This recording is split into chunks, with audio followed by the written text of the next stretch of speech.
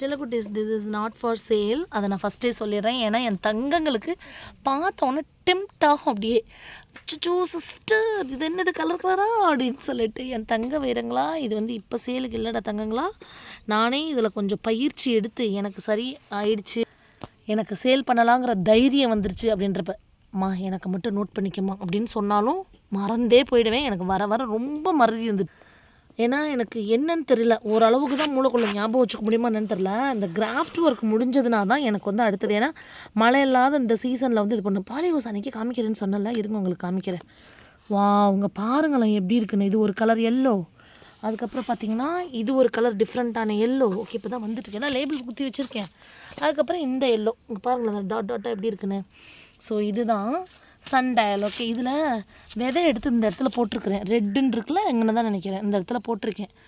இந்த வெரைட்டி வந்து பார்த்திங்கன்னா இங்கே பாருங்களேன், எந்த ஆன்லைன் செல்லரும் இந்த அளவுக்குலாம் டீச் பண்ண மாட்டாங்கன்னு நேற்று எனக்கு ஒரு பெரிய அப்ளாஸ் வந்தது பார்க்கணும். இங்கே பாருங்கள் இதில் தான் இருக்கும் அந்த சீடு, இந்த இருக்குல்ல இதுக்குள்ளே தான் அந்த சீடு. இந்த பாருங்கள் தெரியுதுங்களா, சண்டையிலோட சீடு இப்படி தான் இருக்கும் குட்டியாக. இங்கே பாருங்கள், இங்கே பாருங்கள் எப்படி இருக்குது பாருங்கள், இப்படி தான் இருக்கும்.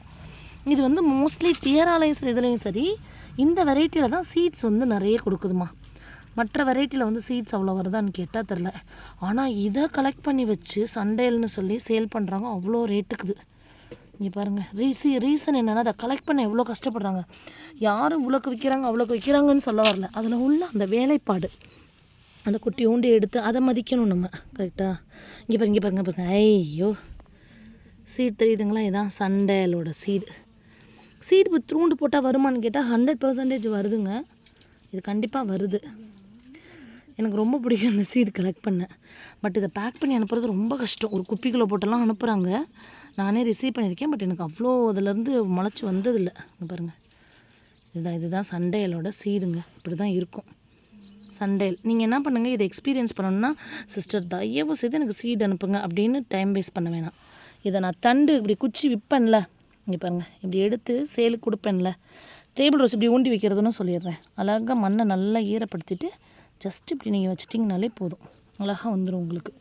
இவங்களை நான் வந்து இப்படி செப்பரேட் பண்ணி வளர்த்து எனக்கு ஓரளவு எக்ஸ்பீரியன்ஸ் ஆனதுக்கப்புறம் தான் நான் வந்து இதை சேலுக்கே கொடுப்பேன். அதுக்கு இடையில் நான் கொடுக்க மாட்டேன். ஏன்னா எனக்கும் இனஃப் ஆஃப் குவான்டிட்டி வரணும். குவான்டிட்டி வரது இல்லாமல் அது எப்படி சேஃபாக அவங்களுக்கு அனுப்புறதுங்கிற அந்த எக்ஸ்பீரியன்ஸ் வந்தால் மட்டும்தான் நான் வந்து சேலுக்கே கொடுப்பேன். அந்த ஒரு தைரியம் எனக்கு வரணும், அப்புறம் தான் நான் கொடுப்பேன். ஓகே.